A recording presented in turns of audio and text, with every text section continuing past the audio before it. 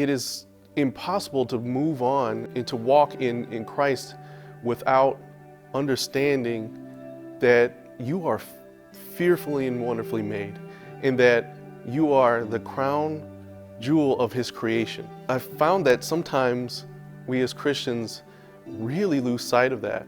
And then when we tell our stories, oftentimes we tell our stories in a way that doesn't acknowledge God's power in your life. Jesus is your hero.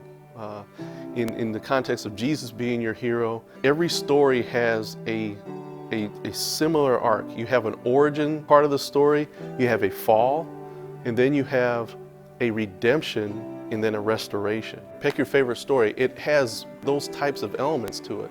And your story in Christ is no different.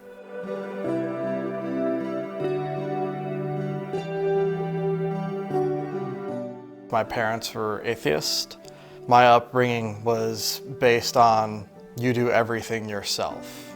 You don't rely on anybody, you don't trust anybody. You have to do this or it won't ever get done. Of the things that I've seen happen going on in the world growing up, I felt uncomfortable with the idea that there wasn't any kind of higher power at all. It wasn't until I met Angelica that I could finally pinpoint what I was thinking of, because she brought me to Grace Community Church.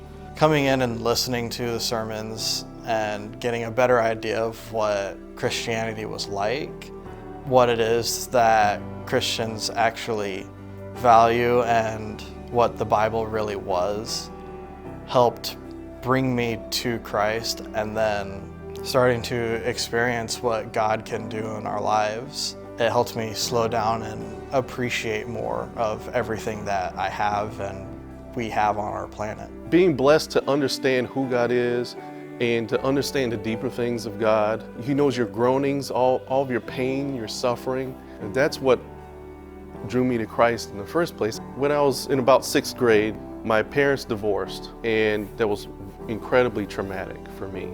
That on top of growing up as a black kid in a predominantly white neighborhood, those were two really big issues in my life at a young age. What drew me to Christ was even the seed that the Catholic Church planted in my heart. I didn't know hardly anything, but I did know I could call upon Jesus. And I did that on my own, quietly, and asked Jesus into my heart because I felt completely helpless, confused. My parents were no help at the time. Then in college, I went to the University of Iowa. I was at the field house. I think I was playing basketball. But a minister from Campus Bible Fellowship essentially invited me to fellowship.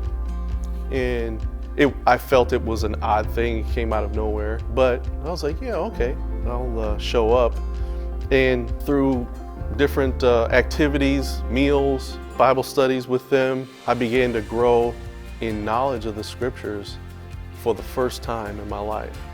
And it was precious to me. It really changes you when you accept Christ. You know, the Bible says it renews your mind.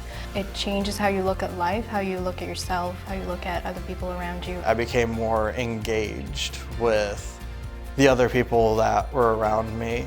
I was more open to approaching someone and introducing myself and actually engaging in a conversation.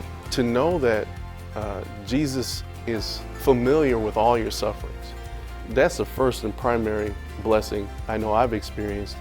And then also just deeper understanding of who I am, who He's created me to be. Christ has done all of the work. He is the one who sacrificed Himself so I could have a life. And not just any life, a life that glorifies God and Himself. It doesn't matter how important we think we are. Christ is the most important person in our lives, and He will always be there for us no matter what happens.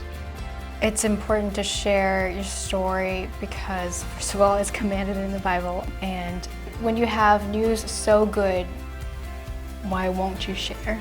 I know it's intimidating, but at the same time, it could be devastating not to share.